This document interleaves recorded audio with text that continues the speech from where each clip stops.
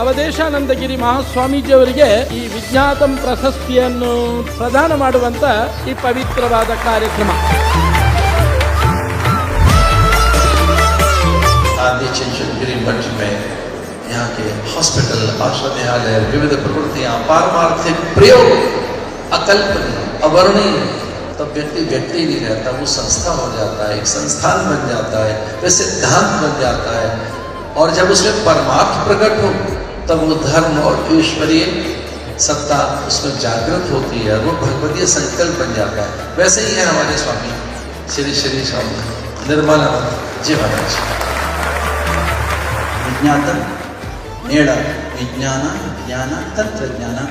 ಬಹುಶಃ ಯಾರಿಗಾದ್ರೂ ನೀವು ಹೊಸದಾದರೆ ಇದು ಒಂದು ಶಬ್ದವಾಗಿ ಕಂಡರೂ ಕೂಡ 3 ಶಬ್ದಗಳ ಮೊದಲ ಅಕ್ಷರಗಳನ್ನ ತೆಗೆದುಕೊಂಡು ಎಳೆದಿರ್ತಕ್ಕಂಥ ಒಂದು ಶಬ್ದ. ವಿಜ್ಞಾನದಿಂದ ವಿ ತೆಗೆದುಕೊಂಡಿದ್ದಾರೆ, ಜ್ಞಾನದಿಂದ ಜ್ಞಾ ತೆಗೆದುಕೊಂಡಿದ್ದಾರೆ, ತಂತ್ರಜ್ಞಾನದಿಂದ ತಮ್ ತೆಗೆದುಕೊಂಡಿದ್ದಾರೆ. ಈ 3 ಸೇರಿಸಿದ ಯಾವುದೊಂದು ಅಬ್ರಿವೇಷನ್ ಆಯಿತು, ದಟ್ ಈಸ್ ವಿಜ್ಞಾತಂ. ವಿಜ್ಞಾತಂ ಅವಧೇಶಾನಂದ ಸ್ವಾಮೀಜಿಯವರಂತ ಹೇಳಿದರೆ ಲಕ್ಷಾಂತರ ಜನರಿಗೆ ಜ್ಞಾನ ದಾನ ಮಾಡಿದವರು, ಜ್ಞಾನ ಪ್ರಸಾರ ಮಾಡಿದವರು. ವಿಜ್ಞಾತಂ ಪ್ರಶಸ್ತಿ ಏನಿದೆ ಇದನ್ನು ಆದಿಚುಂಚನ ಮಹಾಸಂಸ್ಥಾನ ಪ್ರದಾನ ಮಾಡಿದ್ದು ಅತ್ಯಂತ ಅರ್ಥಪೂರ್ಣ.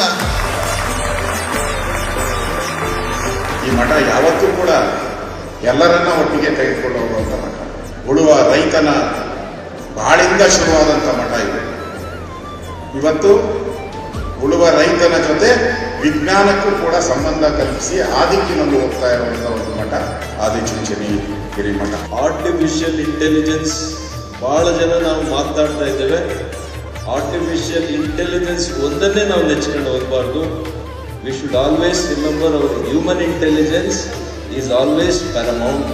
ಒಕ್ಕಲ್ತನ ಮಾಡಿಕೊಂಡು ಇರ್ತಕ್ಕಂಥ ಸಮುದಾಯದಲ್ಲಿ ಒಂದು ಕಾಲದಲ್ಲಿ ನಾವು ನೆಲನ ಉತ್ತು ಬೆಳೆನ ಬೆಳೆದು ಬದುಕಂಥ ಎಲ್ಲ ಅವಕಾಶಗಳಿತ್ತು. ಆದರೆ ಇವತ್ತಿನ ಪರಿಸ್ಥಿತಿಯಲ್ಲಿ ಕುಟುಂಬಗಳು ಬೆಳೆದು ಭೂಮಿಗಳು ವಿಭಜನೆ ಆಗಿ ಭೂಮಿ ಮೇಲೆ ನಂಬಿಕೊಂಡು ನಾವು ಜೀವನನ ನಡೆಸ್ತೀವಿ ಅಂತಂದರೆ ಅದು ಸಾಧ್ಯವಿಲ್ಲ. ಮುಂದಿನ ದಿನಗಳಲ್ಲಿ ಸಮುದಾಯಕ್ಕೆ ದಾರಿದೀಪ ಆಗಿ ನಿಲ್ಲಬೇಕು ಅಂತಂದರೆ ಜ್ಞಾನ, ತಂತ್ರಜ್ಞಾನ ಮತ್ತು ವಿಜ್ಞಾನ ಇವೆಲ್ಲವನ್ನೂ ಕೂಡ ಸಂಪೂರ್ಣವಾಗಿ ನಾವು ಮನಗೂಡಿಸಬೇಕು, ಮುನಗೂಡಿಸ್ಕೊಳ್ಬೇಕು.